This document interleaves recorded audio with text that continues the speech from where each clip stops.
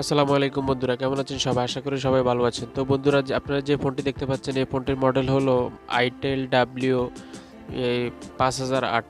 এটা কীভাবে hard reset দিতে হয় সেটা আমি মূলত আপনাদেরকে দেখাচ্ছি। প্রথমে ভলিউম মাইনাস বার পাওয়ার বাটন দুটোটা একত্রে চেপে ধরবেন ভালোভাবে, যতক্ষণ পর্যন্ত মোবাইল চালু না হয় ততক্ষণ পর্যন্ত ধরে রাখবেন।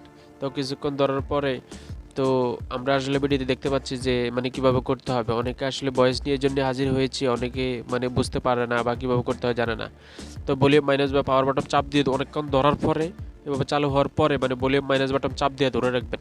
পাওয়ার বাটন কিন্তু ছেড়ে দিবেন আলো আসার পরেই।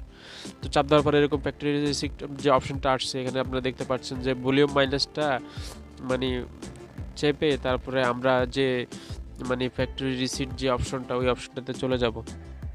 ঠিক আছে নি? তো ওয়েব ডাটা এবং ফ্যাক্টরি রিসেট এই অপশনটাতে যাওয়ার পরে আমি আবারও দেখাচ্ছি।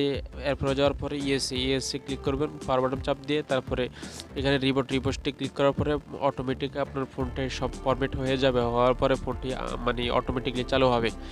তো আপনারা হয়তো অনেকে আমার এই চ্যানেলে যদি আপনি নতুন এসে থাকেন তাহলে ভিডিওতে একটি লাইক দিবেন, কমেন্ট করবেন এবং আমাদের চ্যানেলটি সাবস্ক্রাইব করবেন। আমি ভয়েস নিয়ে হাজির হয়েছি, এই জন্যই অনেকে আসলে বোঝে না ভাই কীভাবে কোন বাটন কীভাবে চাপ দিতে হয়, কেমন না আসে বিষয় বুঝতে চায় না।